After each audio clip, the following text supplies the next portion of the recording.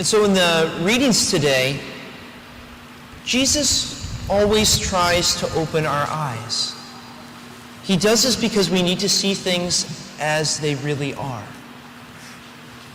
He wants us to judge everything that we do, everything that we have, by the light of eternity. In the first reading from the book of Ecclesiastes, we have the famous saying by Koheleth. So there's, depending on which biblical scholar you want to ask, they'll say that the book of Ecclesiastes was either written by Solomon or this character named Koheleth. But again, that's kind of a debate for biblical scholars. We won't go into that a whole lot this morning. But his famous saying was, "Vanity of vanities, all things are vanity." That basically summarizes the entire book of Ecclesiastes, where the author, through the entire book, is examining all of his life, all of creation, and trying to figure out what is the meaning of it all. And ultimately, it's oriented towards, if we focus on the things, the created things alone, we will never truly be fulfilled. In that saying, "O vanity of vanities, all things are vanity," what does he mean? He means that life is brief, and that if we put all of our trust and effort in the things of this world, they'll leave us unfulfilled and empty. But this is not a rejection of the goodness of creation, the goodness of the things that we have. No, not at all. The world is good. And work is a product of our participation in God's creative goodness. But we need to constantly remind ourselves that the world is passing away and that we are passing away. And that we all are going to be dying soon to this world. But it's to set us up for our final destination, which is heaven. In the second reading, St. Paul exhorts the Christians in Colossae, in the reading from the Colossians, to seek what is above. In other words, by virtue of our baptism, the moment when we were brought into a new life with Christ, we were also made citizens of heaven. And it's crucial to remember that fact. So just as we are citizens of the United States, we are also citizens of the church. And those kind of have their own rights, dignities, and obligations. Think of what is above, he extols them, not of what is on earth. Again, that doesn't mean that we should ignore the good things of this world. Too much otherworldly focus could actually become a vice if it causes us to neglect our current duties, our current vocations, our current responsibilities that we have in this life. But Paul knows the human heart well, and he knows that most of us tend to forget about heaven in favor of more temporary plans, like a fishing trip coming up next week, or going to camp, which are all good things. But we also got to keep heaven in mind. And in the gospel, Jesus makes the same point.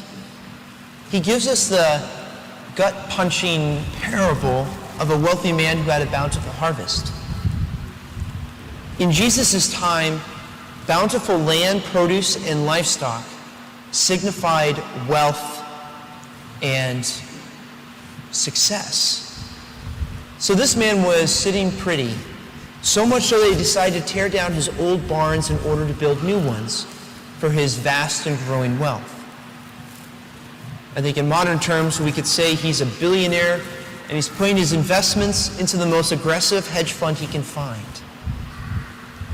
Yet, he's forgetting about the end game. He's forgetting about eternity. He's putting all of his hope in his wealth and forgets that we can't take it with us. It's also very interesting. He says, "What shall I do, for I do not have enough space?" And then this is what I shall do. never even once thinks about how he should be using his resources in a spiritual way, in a long-term way, in an eternal way. Jesus wants us to remember these sobering words in the parable. You will die tonight, and to whom will all this wealth belong? Jesus wants us to encourage us to remember that our lives are brief and that eternity is closer every day. He wants us to fix our lives, our eyes fixed on heaven, where we will see him face to face in joy everlasting. Jesus wants us to live today in such a way that we're ready for the eternal tomorrow of God. This calls to mind a prominent Jewish psychiatrist named Viktor Frankl, who ended up writing probably one of the most profound books of the 20th century regarding human psychology and like how we live with suffering in his book, The Man's Search for Meaning. In 1944, he was transported to Auschwitz with his wife, his brother, and his mother. And over the course of that year that he was in there, all of his family members died in the concentration camp. He survived and wrote about these experiences. He described how the Nazis attempted to demoralize the prisoners. They tried to get them to focus on the hopelessness of their situation, to focus on the immediate moment, and thereby lead them to despair. One of their most popular tactics would be to withhold food, and then when everyone was to the point of death by starvation, they would throw bread in the middle of the prison yard and allow everyone to go get it. The Nazis' expectation would be that the adults would go out and rip the bread away from children and thus dehumanize themselves. However, Frankl observed and said that not everyone behaved as the Nazis expected. Some chose to act nobly, even though they knew they might die for it. From such observations and from his own expectations, he observed and he coined his famous dictum that someone who has a why to live can endure almost any how. When we keep our eyes fixed on the eternal joy of heaven, we start to see that the events of this world in their proper perspective. What we focus on impacts the outcome. For example, if a basketball player isn't focused on the hoop when they're shooting the shot, it is far less likely to go in. In our own lives, how much do we focus on heaven?